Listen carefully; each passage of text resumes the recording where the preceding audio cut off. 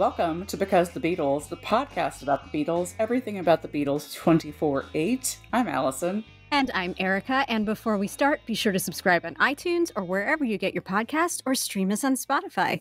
And if you're enjoying BC the Beatles, feel free to leave us a preferably 5-star review so other Beatlemaniacs can find us. Also, don't forget to follow us on Facebook, Instagram, and Twitter. We'll be posting videos, photos, and more from this episode and beyond. You can also email us at bcthebeatles@gmail.com. What up, Erica? Not too much. What's up with you? Oh, I just had a very cute puppy jump on my bed. Puppy? Hi. Hey, puppy. Yeah, I got Epi on my lap, and I've got Daphne, the poodle, who just ran in here to give me lovin's, which is so sweet. Nothing like snuggling with a cute kitty and puppy. I know, while I'm recording the podcast. Yay. So that's the current state of affairs with me. Well, my dog is just a little bit more standoffish than that, so she's just over in the corner like, why are you doing that? And please stop. Rosie's just dignified. Mm-hmm. She's also got her priorities. She does. Yeah. Which is laying around and rolling around on the floor right now, which is amazing. And wanting walks and all of that while we're recording, which is great. God bless her. Love Rosie. Well, back to the Beatles. This week, we're going to continue our season of Let It Be with something we didn't really intend to do, but it kind of happened, so we are doing it. Yeah, it fits right in, even though next week we'll be returning to our formal Let It Be programming. But as we'll talk about with our guest today, which we're so excited to welcome her on in just a moment, this was sort of a very timely episode for a very sad reason, but it's a very fun conversation nonetheless. Yes, as we've mentioned in previous episodes, Lizzie Bravo, who sang backup on Across the Universe and was one of the original Apple Scruffs, or regulars, as they were also known, standing outside of Apple Studios and meeting the Beatles and being friends with them. Well, she passed away recently. And while she was one of our dream guests, we really wanted her on the podcast. It can't happen. So in lieu of that, we invited our friend Sara Schmidt on today. Yay! Yeah. Yes, you guys will just love the conversation because we kind of go everywhere with this. And she's really like an encyclopedia about the Beatles fan clubs and fandom. It's just so like wild and wacky, all the stuff that existed at that point. So you guys will enjoy it and laugh at some pretty funny fan club names. Yeah, and stay tuned for some tea that was spilled. I was surprised. Yeah. Oh my gosh. Yes, Sarah came in hot with the tea for sure. So yeah, enjoy the conversation, and without further ado, here's Sarah.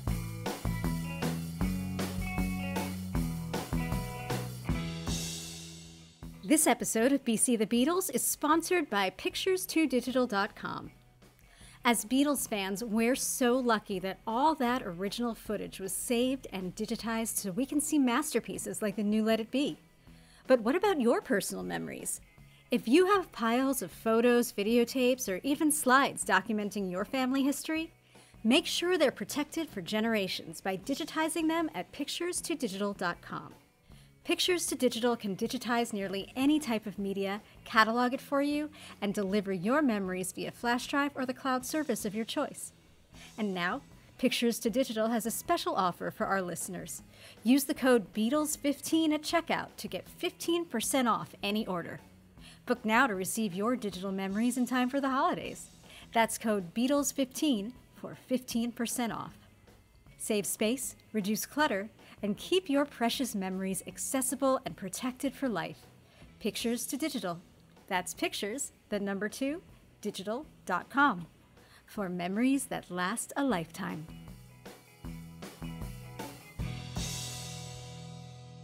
So today we are so excited to welcome our guest. She is the founder of the incredible website Meet the Beatles for Real, which has been going strong since 2009, and a good friend of ours, Sara Schmidt. Hi, it's great to be here because I always listen to you girls. Meet the Beatles for Real is fan-submitted stories of when they've all met Beatles and people in the Beatles-adjacent world. Right, I consider it a modern-day Beatles fan club. Sort of like how the fans in the 60s and 70s would communicate through the newsletters and the fanzines.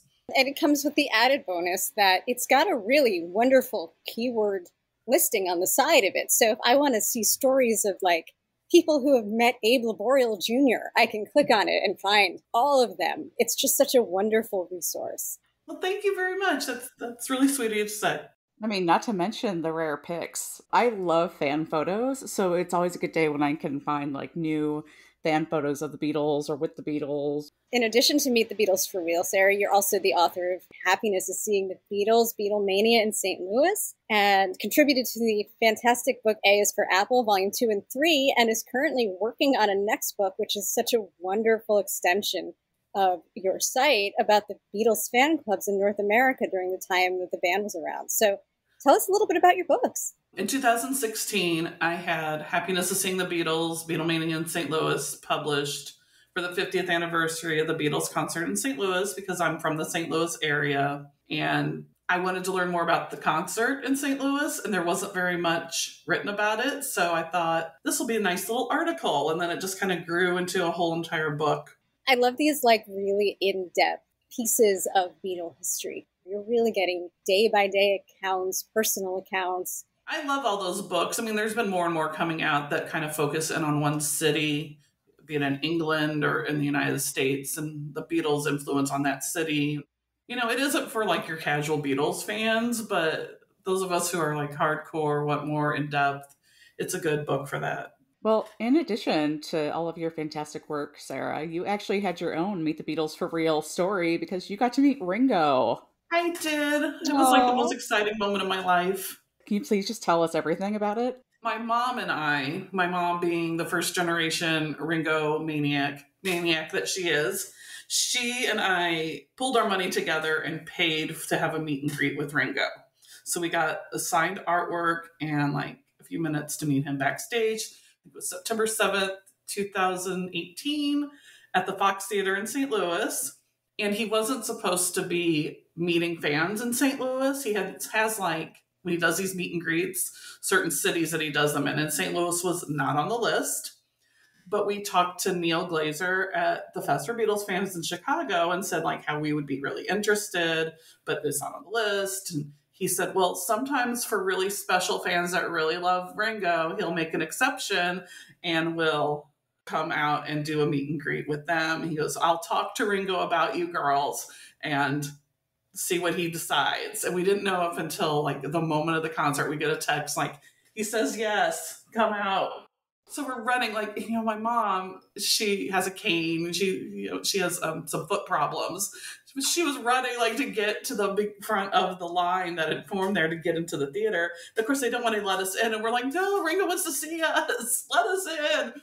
So they finally let us in. And we were rushed backstage. And then Ringo came out and it was like, he gave us both hugs. And I gave him a copy of my book and he flipped through it. And he got to a picture of him and the other Beatles singing in St. Louis. He goes, there's me and the lads. I just about died. Like, Ringo was holding my book. He took it with him, so I don't know if he still has it, but that was one thing I was told, that Ringo never takes books from Beatles authors. Really? And he seemed really happy to take it. So, you know, we got our picture taken with him and chatted with him for a little bit, and then we were shoved back out among the regular people. God, so you ran your blog for 9 years and then you got to add this story to it. Yes. I've been waiting a long time to meet one of the Beatles, and I was happy to meet Ringo, especially with my mom because she loves Ringo so much. That's perfect. What a great story. Yeah. It was one of the most exciting moments of my life. There is a photo of Ringo looking at your book, right? Yes, That's so cool. I think I might put it on my About the Author page in my new book. And speaking of your new book, so tell us a little bit about the book. Well, it's called Dear Beatle People, the Beatles North American Fan Club. It is all about the fan clubs, the official fan club, the independent fan clubs that were ran through the United States and Canada from 1963 to 1972. There's a lot of great stories about fan club members who got to meet the Beatles. There is some scandals among Beatle fans and fan clubs and the official fan club and how they got a cease and desist letter. And it gets pretty juicy there, 1968 onward. Well, for those of us who have been very lucky to see your presentations at Beatle Fest about the fan clubs, it's just, I can't even imagine what the book's going to be because those are so, like, you just get so invested in them because they do sometimes read like a soap opera, the different competing clubs and the names of some of the clubs, which are pretty wacky. Isn't there a weird one with John in the title? Oh, Father Lennon's Many Children. Yes. Yes, that's the one. Oh my God. That's so culty. What's fun about that one is that it turned into Beatles Rule. She changed the name, and then it turned into The Right Thing, which is like considered one of the greatest Beatles fanzines of all time. Like any listeners that were fans in the 70s probably subscribed to The Right Thing. But it started out as Father Lennon's Many Children. Yeah, it evolved from that. Wow. Oh my God. Well, when the book comes out, I hope you'll come back here so we can talk more about the stories. Like the book is done being edited. It's just working on the layout now. And Eric Cash is working right now on the cover. He is doing a painting for it. Great artist. Very great cool. artist. Yeah, once those components are all done, it will be ready to go. Can't wait. Well, Sarah, since it's your first appearance on our show, we'd love to ask people, especially next gen fans like us, how did you become a Beatles fan? Because you consider yourself to be second generation, right? Right. Well, your mom was obviously a fan, right? Is that how you became a fan? That's how you would think I became a fan, because my mom's a huge Beatles fan. But no, when I was in 7th grade, so like 12, I think, a bunch of Beatle things happened, like boom, boom, boom in a row, that made me go like, I need to check out the Beatles. The first thing was the show The Wonder Years had With a Little Help from My Friends as the theme song. Mm-hmm. And I liked it. And my mom said, oh, well, that one's okay, but you should hear the original by the Beatles. The second thing was that my music teacher was lazy and was showing Help in a Hard Day's Night in class instead of doing music. And I really was like, I couldn't really hear it because, the kids were talking. So I didn't really understand the dialogue. But the music, I was like, oh, this is pretty good. This is the Beatles. My mom said something about them the other day. And then the biggie is that I spent the night at my friend's house. And my friend and I were huge New Kids on the Block fans. Because this is like 1988, 1989. And we were watching our New Kids on the Block videos and kind of screaming at the screen and all that. And her mom started laughing and said, that reminds me so much of what my friends and I used to do when the Beatles came on TV. And I was like, really? Well, tell me more about that. And I ended up staying real late at night. My friend went to bed, and I'm sitting with her mom looking through her old Beatles scrapbooks, and she's telling me all the stories about them. And after that was like, I need to learn more about this band. I need to know everything I need to know because I absolutely love this. I love it that your origin story involves talking with a fan about their own personal fan memories. Yeah, I went back and interviewed her for my book on the Beatles in St. Louis because that's a big part of her story is seeing them in concert in St. Louis. But my mom really wasn't, she was originally was a fan, and then she got married and had me, and like she really wasn't paying attention to the Beatles. And then my new interest in the Beatles renewed her old interest in the Beatles, and then we started doing Beatles stuff together. The first thing we did, we went to Beatle Fest in Chicago the year after I graduated high school that summer. I'd never been to anything like that before, and especially not with my mom. And my mom stands up and yells, I love Ringo. And I was like, we're going to have a good time. This is going to be good. Oh, that's a new side of your mom. That's great. Yes. And now that wouldn't shock me at all. But at the time I was like, what? Okay, I'll go with this. This is going to be fun.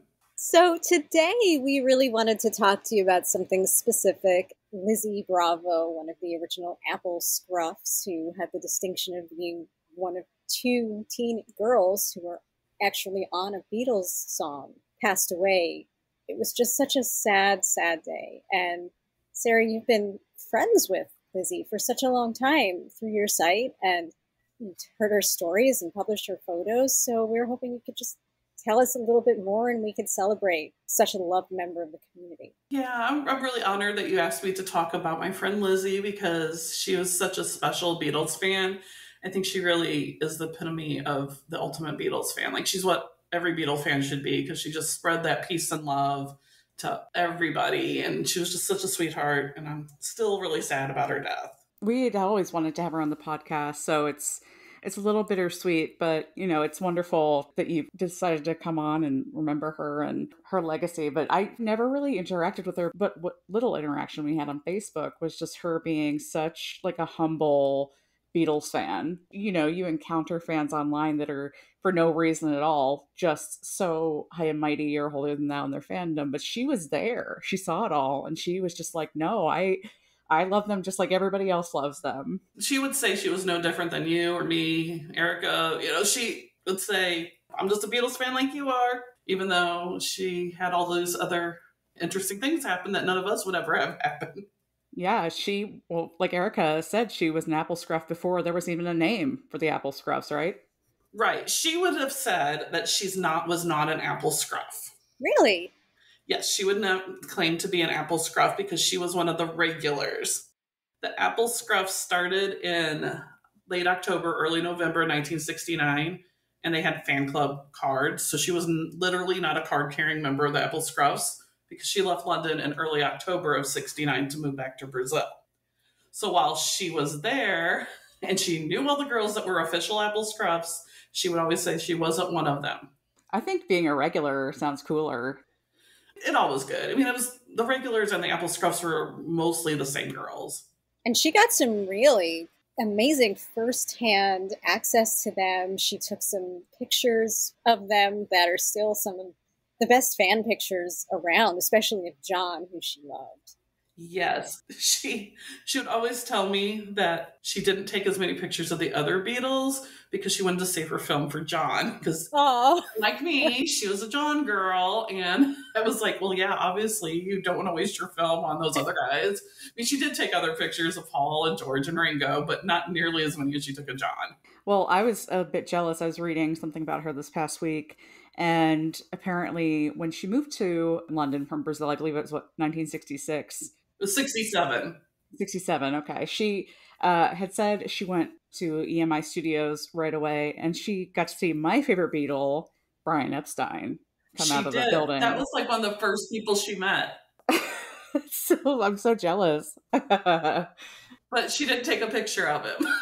Of course not, because she was saving it for John. To be fair, that's okay. Probably one of the funniest things that she posted on my blog was I posted this picture of Jimi Hendrix on an anniversary of his death or something. And she was like, oh, I met Jimi Hendrix before when he was coming into EMI. And everyone was like, oh my gosh, show us the picture. She's like, why would I take a picture of Jimi Hendrix? He wasn't a Beatle. Oh my God. Why would I have done that? She was focused. Damn. And I was like, she has a really good point. She's like, yeah, other celebrities would come and go too, but I wouldn't take their pictures. Film wasn't cheap back then. Right, it wasn't cheap. And she liked to use colored film, which was even more expensive. One thing I love about her story is that she's just so determined. She was 15 when she came here, and she just decided to stay. And I've heard her tell the story about how she told her parents that she wasn't coming back just yet, and she got a job cleaning at a hotel, and she made it work because she just wanted it.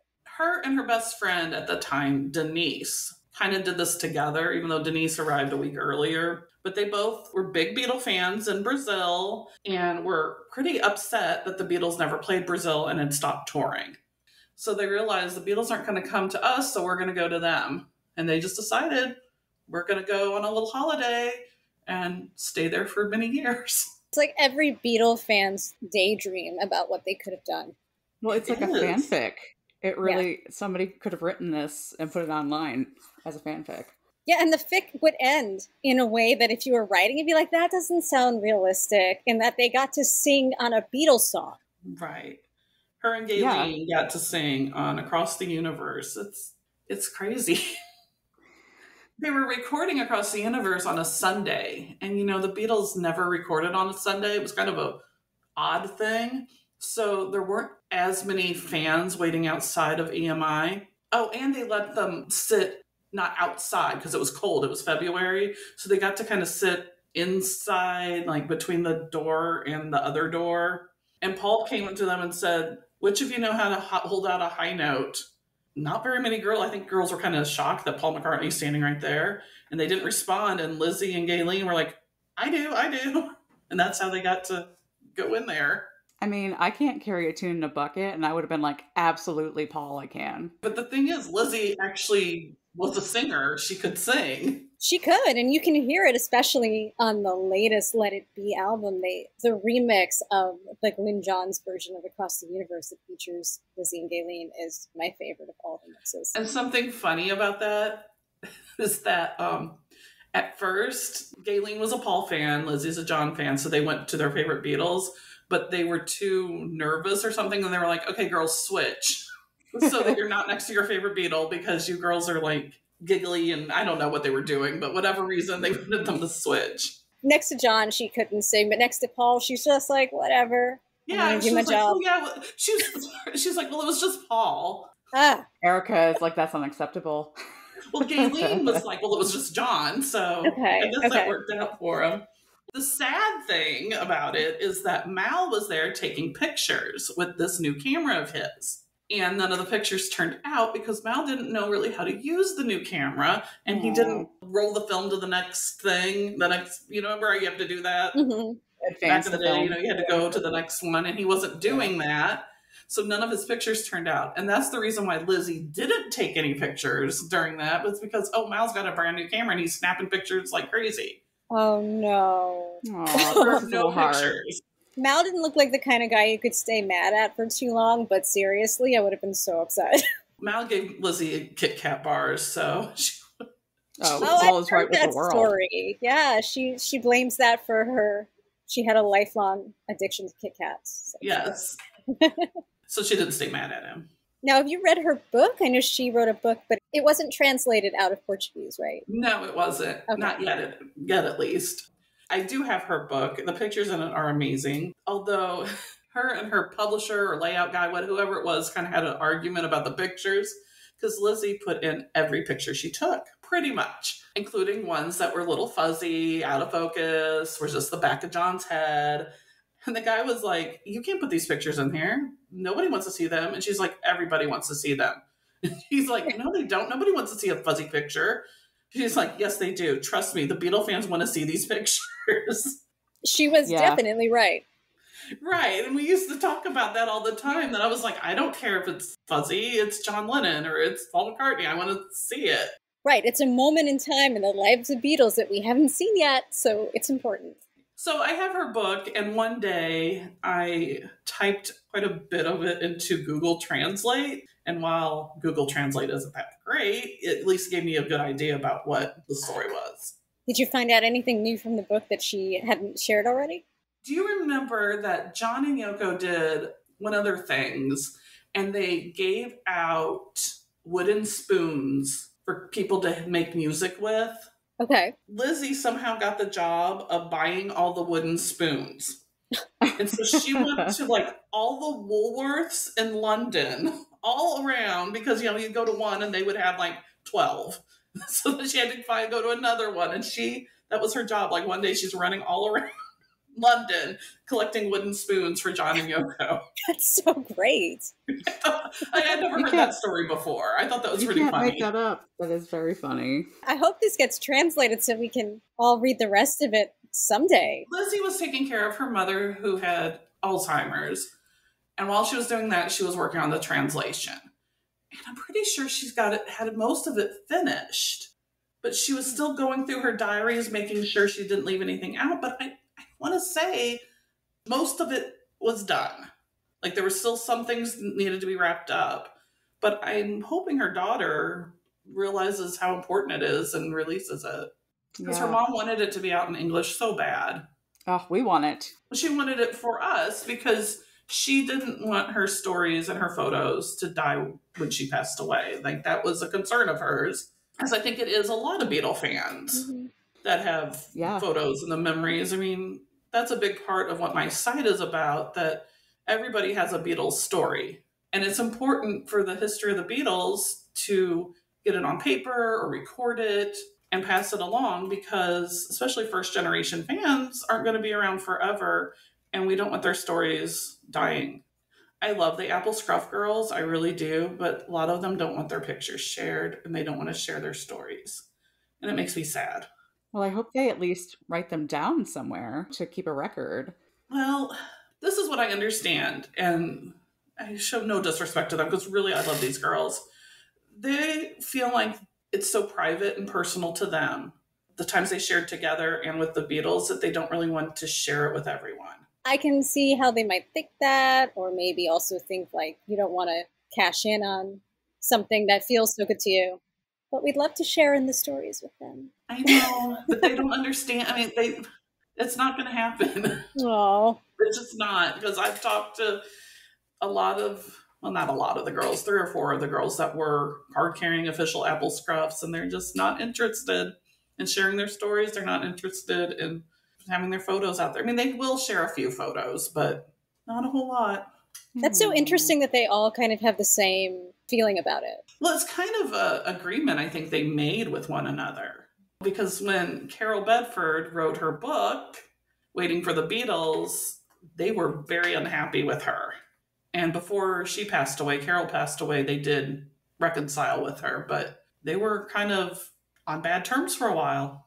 Well, that just makes me want to know even more what they're Exactly. what they're keeping to themselves. I'm like, okay, well, I know. For the A is for Apple books, I write the chapters about the Apple Scruffs in them. And I've told them, like, they'll read over it and say, well, this isn't completely how it was. And I said, well, if you'd like to tell me how it was, I'll change it before it gets published. And they're like, no, it's fine. See, that's not fair. I have to go from what I read in newspapers and different little interviews and snippets here and there, because that's all I have to glean from. So that's going to be the story that's told. That's really unfortunate when they know that there's something that they could correct or just make more honest and true. Because they went through my Rebeat article, one girl did, and was like, this isn't exactly how it is. That wasn't exactly how it is. This was good. This part was good, but didn't really make any corrections on it for me. well, they could have emailed the editor of Rebeat. It was me, dear listener, for a correction, you know? A totally impartial third party. And then after that, it was like, but you did a really great job. We really love this. We love you, Sarah. Thanks for all you do for us. Like, okay. You're like, I'm so confused right now. I don't know how to feel about what's going on. I'm surprised. I mean, I'm honored that they talked to me at all, because there's like, nobody knows who they're on, like all sorts of Beatles sites on Facebook. And I'm thinking, you people don't even know those are the Apple Scruff girls. You don't know. You don't know that they're them. They're like in the skies. Yeah, I was going to say, like, aside from maybe Carol Bedford, I can't really name many Apple Yeah, Scruffs. me either. Well, Margot was the one that was there the longest, and she's not online. She's the one that gave them their name. I get tired of reading in articles that George Harrison came up with their name, because he wrote the song about them. He did not come up with their name. They were already named. Which in a way makes that song even cuter, because he's just taking something that happens in their day-to-day life and just kind of tributing them. He's not really embellishing it. He's just honoring the relationship. Yeah, because he did have a very good relationship with them. Speaking of George and your amazing Rebeat article, and I wanted to say, I think that was one of our top 10 articles of all time, was your 10 things you don't know about Apple Scruffs, which I love that article. But George, you mentioned that there were card-carrying members of the Apple Scruffs. George was one of them, right? George, John, and Paul? Was Paul one of the I don't card-carrying think Apple Paul Scruffs? was. Mal was, and Derek Taylor definitely was. Derek Taylor loved the Apple Scruffs. Oh, I love Aw. that. I love Derek Taylor. He wrote, like, if you look on my site, there are so many. There's like one big article that he wrote that I typed up, just gushing about how much he loved the Apple Scruffs. It's like the sweetest thing. So he has a little certificate that they all sign that he is a member. That's so dear. I love that. And I've seen a copy of Tony Bramwell's membership card out there. Oh, really? Oh, no way. Yeah. I guess Paul wasn't an honorary member. It says right here in the article, Ringo, George, Derek Taylor, John Lennon were honorary members. Doesn't say anything about Paul. Well, you have to remember that the Apple Scruffs started in late 69. And Paul wasn't really around a lot. True that. Paul, not a popular figure at that point. Oh, they loved Paul. They hated Linda. There we go. Hit the nail on the head. There is, and I think Maybe you mentioned it in the presentation you gave at one of the fests, that there is some anti-Linda sentiment around the fan clubs. Oh my goodness, yes. In the American fan clubs, in England, there is on YouTube this clip about when, like, the day the news the Beatles broke up, when Paul's interview and everything. And they interview girls that are the Apple Scruffs. Now, you probably didn't know that. If you've seen this, you didn't know. But there's one of them, and I think it might be Carol Bedford, or it might be Jill. But one of them are like, we know why they broke up. And it's Linda, or it's like, they won't say her name. Like, it's his wife. She says jump. He says, how high, dear?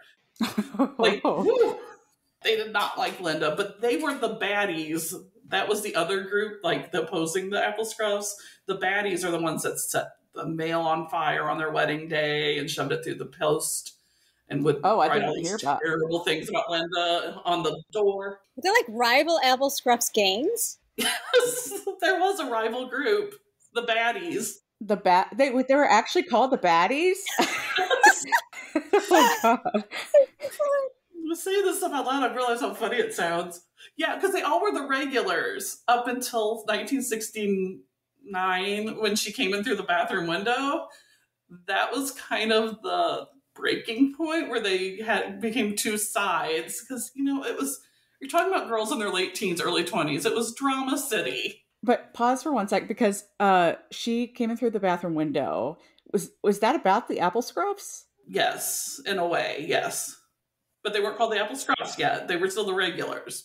But there was a group of the regulars that went in through the bathroom window and stole Paul's clothes, his trousers, a thing of slides that Linda took from the Let It Be sessions or the Get Back sessions, and some picture that was really important to Paul. Some people said it was a picture of him and his dad. Some people said it was a picture of him and Linda. That's horrible. So they took all this stuff of his, bragging about it, and the girls that became the Apple Scruffs were like working to get the stuff back to Paul, because Paul asked Margot to get it back for him, and Margot was walking Martha, so he kind of had a closer relationship with her because she had been there the longest and he trusted her to be his dog walker. Just side note, I literally can't think of a person I'd want to be more than Margot at that moment. I wish I could talk to Margot, because the stuff that she got to do was like, she ended up being a tea girl at Apple. And that's where she would make copies of the Apple Scruff Monthly magazine. She would make copies inside of Apple. And she got to meet Martha. Yeah, and she got to walk Martha all the time. You know, that's another thing about this whole relationship with the Apple Scruffs that I find really interesting, in that it wasn't a sex-based relationship in any way, that they were just friendly. Right. I remember talking to Lizzie about that. And she was like, I was so naive. I didn't really even know what sex was. And if one of the Beatles tried anything on me, I would have freaked out, because I didn't know anything about sex at that age. And I was like, really? You're like 16, 17? She's like, I was so naive. That was just how it was. And how shocked she was when she first saw John and Yoko nude, because she'd never seen a nude man before. And, you know, on the Two Virgins album. Mm-hmm. So all of the Apple Scruffs were like that. Like, sex was off the table. That was not even... That might be something they joked about, but in reality, that was not going to happen. That's so interesting, and probably speaks a lot both to who the girls were and what was happening with the Beatles at that time in their lives too, because at one point, like, Cynthia Lennon was calling Paul McCartney the town bull for, you know, how much he liked to have sex with his fans. That's why the Apple Scruffs get really, really mad when articles call them groupies, because that makes it sound like they were sleeping with the Beatles. It was like really innocent, although they would have little sexual jokes about Paul, especially, as you can imagine, I'm sure. It wasn't like reality. So how long did this feud between the baddies and the Apple Scruffs last? I'm so interested in this now. Well, then they split off, and I don't really know what happened to the baddies after like 1970. I guess they just kind of fizzled away. The baddies, going back to the Linda thing, so the Apple Scruffs were not the ones to really go to town on Linda, but so were the baddies the ones that would say things like "American slut, go home" or whatever? Yes, okay. Those were definitely the baddies. Now, the Apple Scruff girls didn't like Linda and blamed her for the breakup, but they kind of just ignored her. They didn't go out of her way to spit on her or any of the things that was happening. And of course, Linda, bless her heart, Linda, she didn't know all this. She didn't know there were baddies and there were Apple Scruffs and there were good girls. You know, she just saw them all as fans that are trying to break into my house and steal my stuff, light my place on fire, spit on me, write nasty things about me. So her guard was up and she was rude to a lot of the fans. I can imagine she would be with that fear and anxiety around this too. Totally. Once I read the Linda biography, once I read her words about how scared she was that someone was going to break in, especially since her daughter was there, and she didn't know who she could trust. She was new in London. No wonder she came across as very rude, because she was rude to the fans, but I don't blame her because her guard had to be up. Yeah, that is very scary.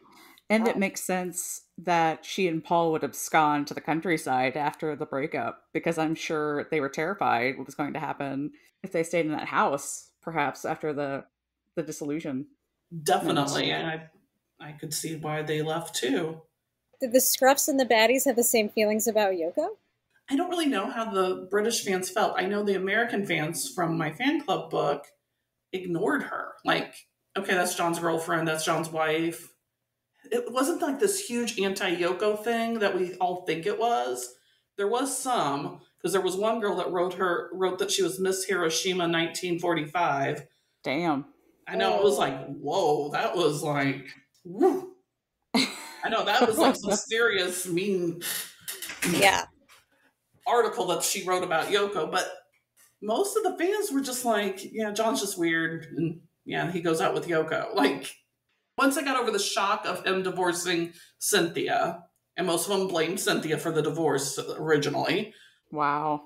Because, if you're a good wife, your husband wouldn't cheat on you. So she must have been doing something bad. Oh, the 60s. Yeah. This fan club book is going to be juicy. I told you there is some really, really super cute stories about meeting the Beatles, and then there's some, drama that I didn't expect to uncover. Maybe Yoko, in some ways, she was a little harder to understand. She was an artist. She was so independent. She was avant-garde. Maybe she was just a little bit less, you can't really pigeonhole her as, she's just this other woman. She's an enigma. Their biggest complaint was that Paul changed when he met Linda. He used to stand outside and chat with the girls outside Cavendish for 30 minutes. And that's when Lizzie was meeting him and taking all the pictures. He would get to know those girls. And then Linda came to the picture and he was buttoned up in his house, would walk by them really fast, wouldn't make eye contact with them. So these girls' point of view was that Linda changed Paul. John was still the same John. He was still exactly the same guy. Kind of a catch-22, though, because if he fell in love and spent less time with them, but then they start with, the Apple Scruffs, but then they started saying horrific things to Linda, broke into the house, all this, then of course he's going to be more guarded. And then it's this terrible boomerang that's making everything worse between them all. Yeah, that's exactly what happened. So they didn't understand Yoko, but Yoko wasn't mean to them in any way. And John was still the same guy because he really didn't hang out with the fans. He would sign an autograph and pose for a picture. And it wasn't until much later that this everybody hates Yoko, she broke up the Beatles thing happened. Huh, that's so interesting, not having lived the time. I always thought that was what it was from the start. I know, I did too. And then until I started reading actual writing from the fans in 1970, 1969.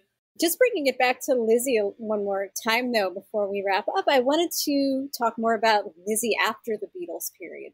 Well, once Lizzie went back to Brazil, she got married, and her husband, they were singers, and good singers.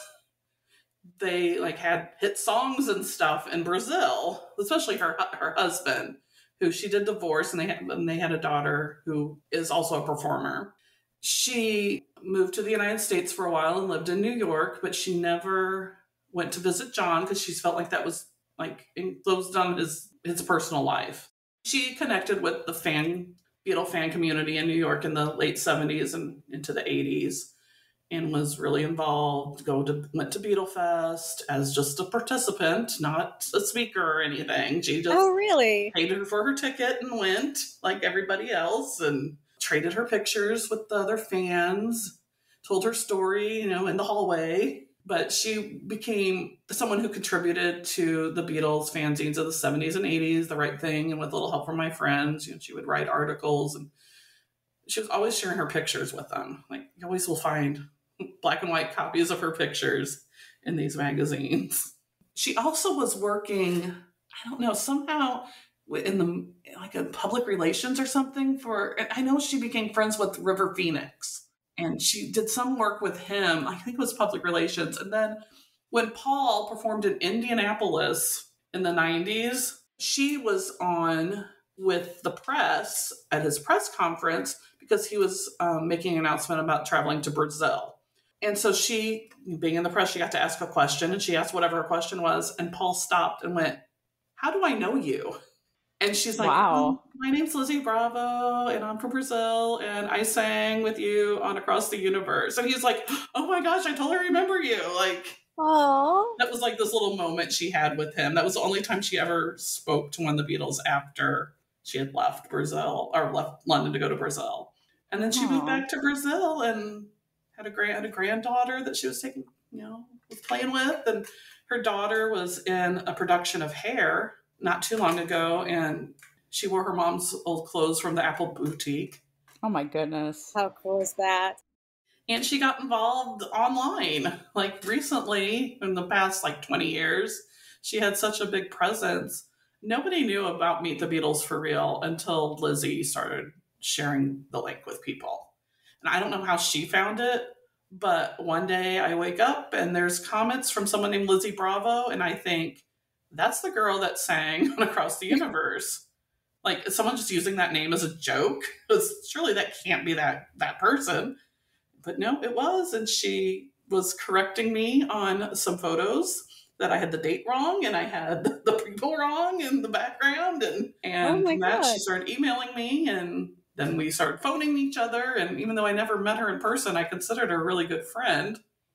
And she was that way not with just me, with tons of other people. She's so giving and generous of the information and really helped get the story straight. And what was really sweet was when my mom turned 64, I was having people from around the world send her birthday cards. And I asked Lizzie if she would send her one, even though she didn't know my mom, but she knew my mom liked Ringo. So she printed out a copy of a picture she took of Ringo in 1969. He looks really good. And she printed off of her original negative, and it's a picture she really hasn't shared much. It is in her book, but it's that one that she put out online, and she sent that for my mom. So that was so sweet. That's so lovely.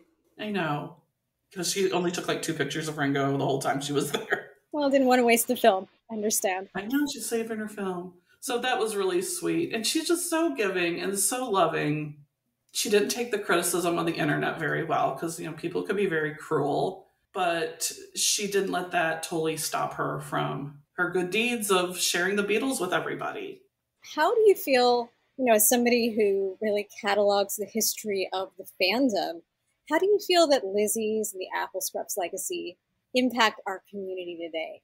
Well, I really love everything that they did because they're like the beginning women of Beatles history.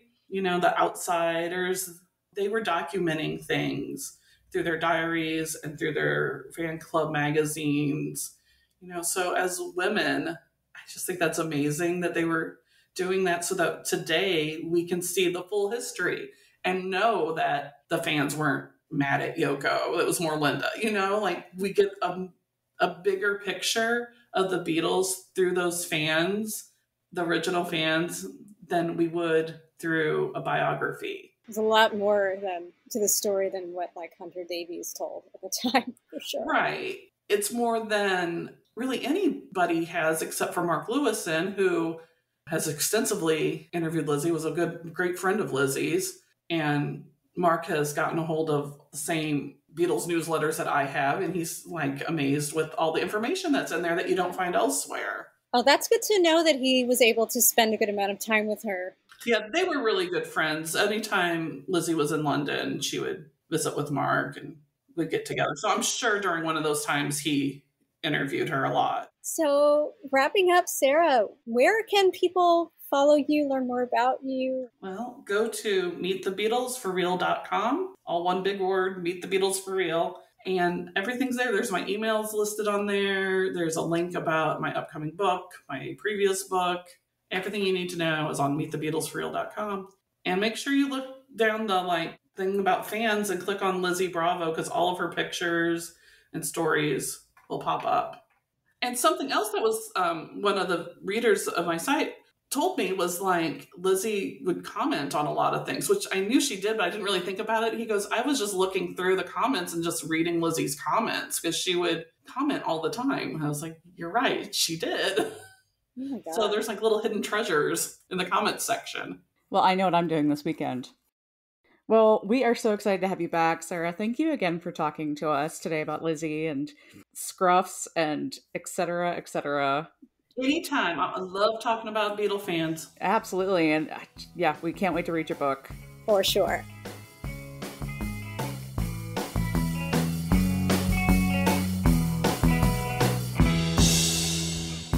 And we end this week, as we end every week, with our latest Beatles obsession. Allison, what's up? Well, this is kind of funny. And Erica, I sort of took this from your playbook because you sent me that article link. But we did an episode 2 episodes ago. We talked about Paul and the concert for New York City and freedom and all of that.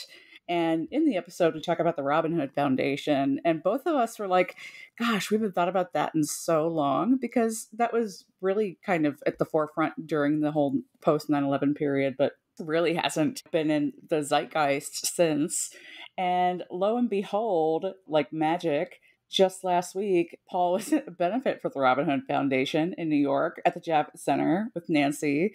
And it was like, I'll be damned, and it was on the exact anniversary, I think, of the concert for New York City. Yep. And there's this priceless photo of Paul in a captain's hat. It's it's like a police captain's hat, I think, or something. And he's holding I don't know if it was an award. I think so. But he's, of course, just hamming it up, kind of looking really goofy. And I think I screen capped it and sent it to you, and I was just like, fucking nerd. And you had the best fucking comeback ever. Why isn't his fist up? I know. That's a perfect opportunity to raise your fist, Paul. Come on. In true concert for New York style. I'm talking about freedom. Yeah. Yeah. He didn't even perform. Bruce Springsteen was there and he performed, and Alicia Keys and Nick Jonas or whatever. And then Paul didn't. Paul could have whipped out freedom for old time's sake. Some things may be better sitting fondly in the past. Yeah, buried under, the mountain of the McCartney songbook, I suppose. Yeah. Yeah. Well, anyway, but I thought that was just amazing and so timely, and what a great tie-in to our past episode. I'm sure that's why he did it. Thanks, Paul. Thanks for that. Yeah, it was wonderful how it came full circle. It really did. I like a nice, a buttoned up ending. That was great. Me too. Tell me what your obsession is this week, Erica. So my obsession ties into an obsession that I've developed more generally with my dad and my brother. We all started playing golf during the pandemic, not mini golf, but real golf, which I'd never done before. And it's so fun. Cool. Yeah, it's great. It's there's actually skill, and it's something moderately athletic that I've actually improved on. I'm very bad at sportsy things. So it's kind of fun to be able to do something and get better at it. And we just have fun going out, and there's a lot of walking and it's outside, and it's just really fun. So we've been doing that more and more often. And today I came across this article literally written 2 days ago. This thing is new. I'm so excited that all of my obsessions in life are kind of colliding. There is a Beatles-themed golf course, real golf course, that has a yellow submarine. A real yellow, a full-size yellow submarine? Yeah, like it's a full-size professional 18-hole golf course with like really long holes. And Right. there's this big submarine inside one of the ponds that's like a trap for the balls. So it's like incorporated into the golf stuff. Oh my God, that's so funny. Do they have, different names for the holes or like tell me more about the Beatles name of it. It's called Montgomery National Golf Club. It's a Beatles themed golf course in rural Minnesota.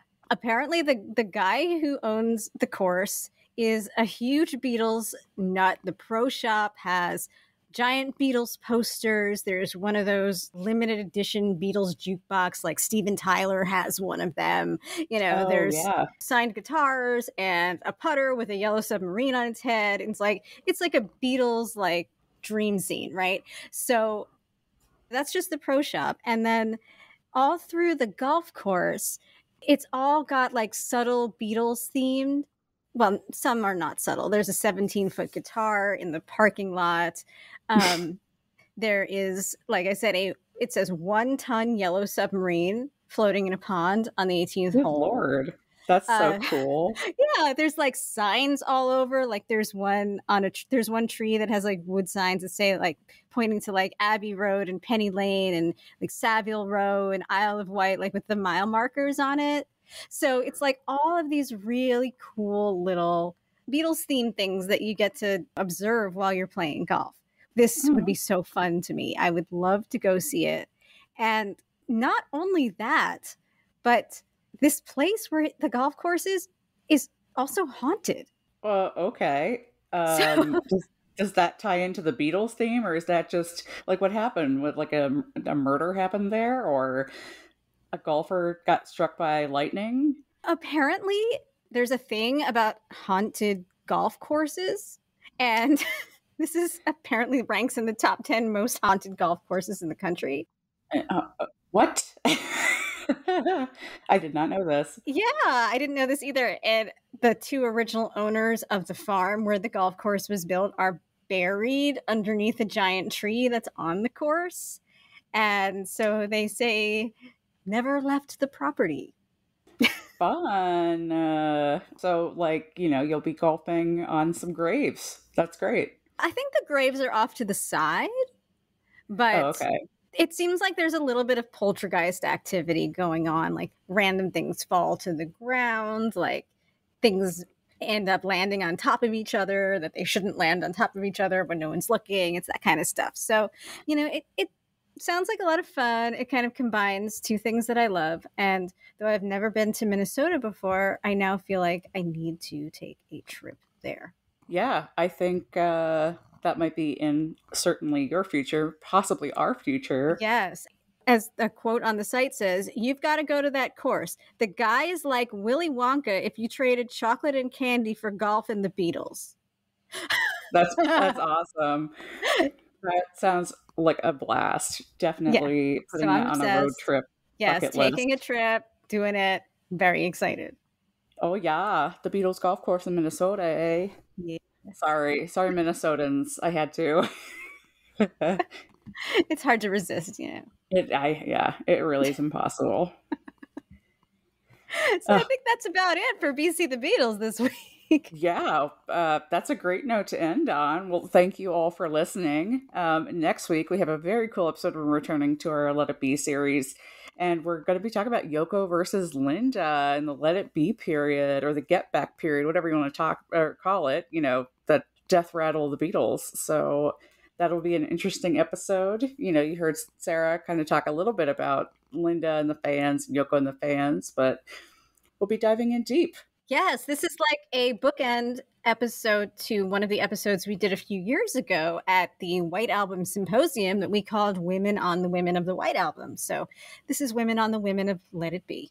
A little bit less alliterative, but still on theme for us, I think. I think so, yeah. Yes. And until then, please, as always, subscribe on iTunes, Apple Podcasts, wherever you are listening right now. And please give us a rating and review so other Beatlemaniacs can find us. And follow us on Facebook, Instagram, and Twitter. We'll be posting photos and more from this episode and beyond. Remember, you can always email us at bcthebeatles@gmail.com. See you next time. Bye. Bye.